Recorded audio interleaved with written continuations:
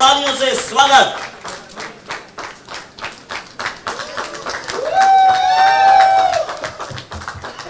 Welcome to 92.7 big FM, बेनेटल big golden voice का ये सीजन। और मैं ये रिक्वेस्ट करता हूं उज्जवल त्रिवेदी जी से कि यहाँ पर हमारे दोनों जजेस का वेलकम करें 92.7 बिग एफएम की ओर से। जय आइए मिस्टर जय मेहता सर, आइए।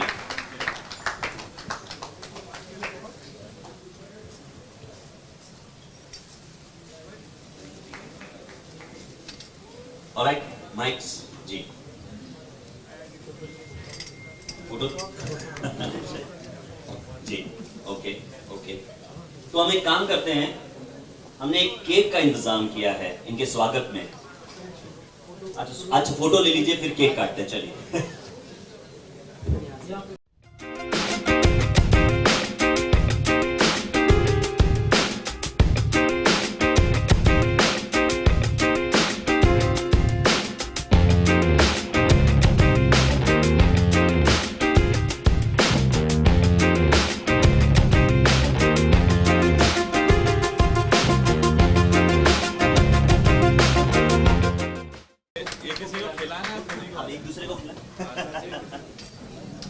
एक दूसरे को खिलाइए।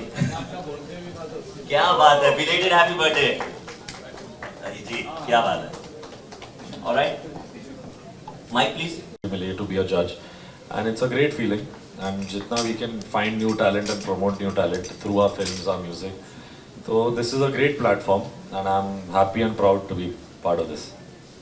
ऐसे ही एक शो से आपने भी कहीं ना कहीं शुरुआत की थी। हाँ जी, मैंने उस एक्सपीरियंस के बारे में बताएं। मैं एक्चुअली जब 10 साल का था, मैं सारेगामापा में मैंने भाग लिया था, और आज मुझे लगता है कि I am on the other side of the table, and थोड़ा सा वियर्ड भी लगता है, लेकिन I am feeling really awesome because we are promoting young talent, and मुझे लगता है कि इंडिया में यंग टैलेंट का ऊपर आना और उभरना बहुत इम्पोर्टेंट है, एंड ताकि वो बॉलीवुड में अपना एक नाम बनाए, एंड हमारे देश का नाम आगे इंटरनेशनल में एक ग्लोबल एक्सपोजर लेके आए। तो आई थिंक ये बहुत ही अच्छा इनिशिएटिव है, and I am really proud कि मैं ये अपने भाई के साथ कर रहा हूँ। So I am really excited, looking forward to it. ये भी पहली बार हो रहा है कि दोनों भाई मिलकर एक सिंगिंग रियलिटी शो को जज कर रहे हैं। बिल्कुल, ये भी फर्स्ट टाइम हो रहा है, और बेनेटल बिग गोल्डन वॉइस में हो रहा है, वो भी सीजन 4 में हो रहा है, ये बताना जरूरी है। सीजन 4 जी। अब आप दोनों यहाँ पर हैं, बातें तो डेफिनेटली और भी है, बहुत सारी है जो हम आगे भी करने वाले हैं, लेकिन म्यूजिक के बिना बात अधूरी रह जाएगी। तो क्या सुनाएंगे आप? अमल एक गाना सुनाए, मैं एक गाना सुना, आई थिंक सो। चूज कर लो पहले कौन सा को सुनाना लो। ठीक है, यू स्टार्ट। मेरा एक गाना आया था अजहर फिल्म से, बोल दो ना जरा। ये माइक थोड़ा सा कट रहा है, can we just sort this out?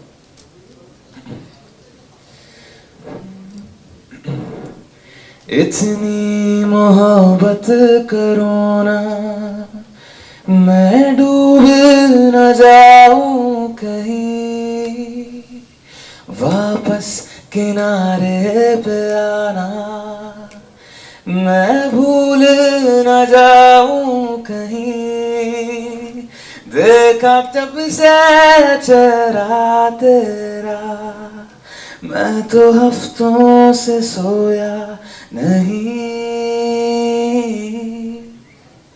बोल दो ना जरा दिल में जो है छिपा, मैं किसी से कहूँगा नहीं। Come on.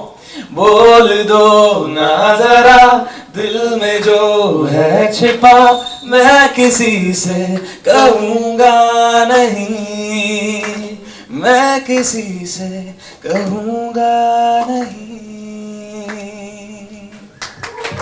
Thank you so much.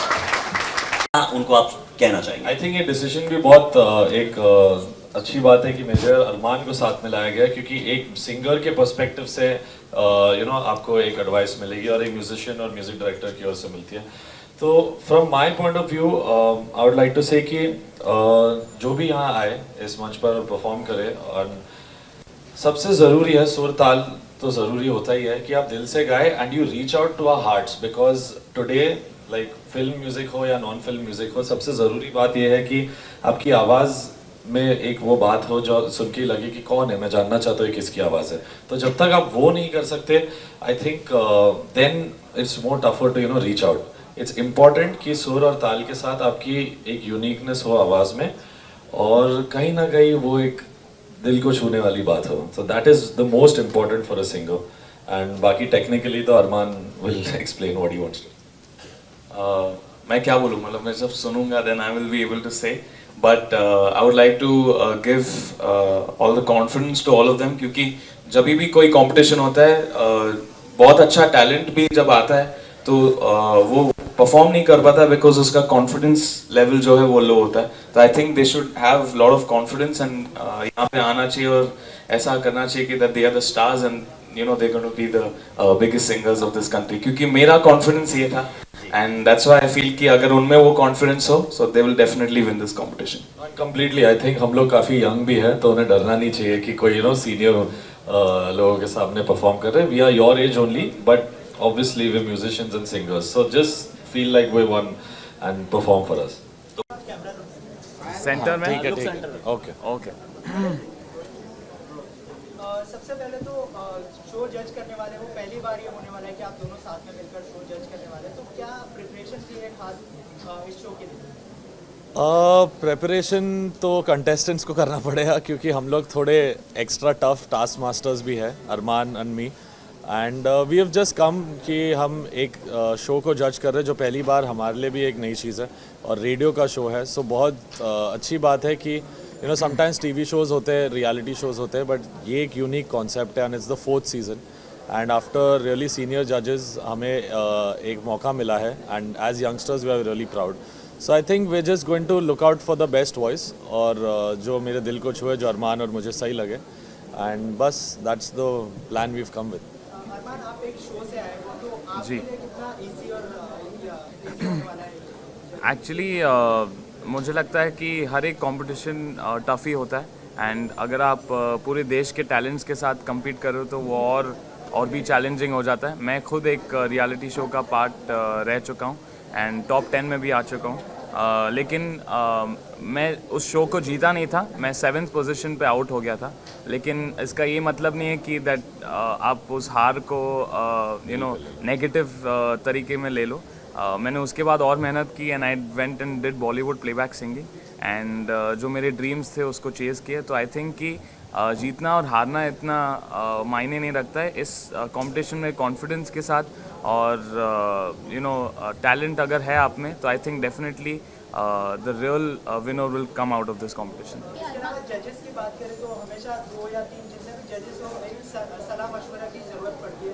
जी। तो आप दोनों का कोऑर्डिनेशन कितना अच्छा है, क्योंकि हमारे म्यूजिक डायरेक्टर है, आप प्लेबैक सिंगर हैं, तो कैसे? एक्चुअली बेस्ट कॉम्बिनेशन है, क्योंकि आपको दोनों पर्सपेक्टिव से एडवाइस मिलेगी। अमल कॉम्पोजिशन के तरीके और प्लेबैक सिंगिंग म्यूजिक डायरेक्टर के पॉइंट ऑफ व्यू से मैं समझा सकता हूँ कि एक कंपटीशन में गाना एंड एक माइक के पीछे गाना में माइक बहुत पे गाना। डिफरेंस होता है। जैसे लोग स्टेज शोज करते हैं, but when they come behind the mike उनकी ही आवाज़ इतनी अच्छी नहीं लगती। So maybe I can guide them with mike techniques कि इतना एक्सप्रेशन होना चाहिए, नहीं होना चाहिए। तो एक अलग ही यूनिक कॉम्बिनेशन बना है ऑफ माइन एंड अरमान्स, क्योंकि एक सिंगर का पर्सपेक्टिव और एक कंपोजर का पर्सपेक्टिव आपको मिलेगा। Done sir. सही है। आप दोनों का एक आईडी चाहिए।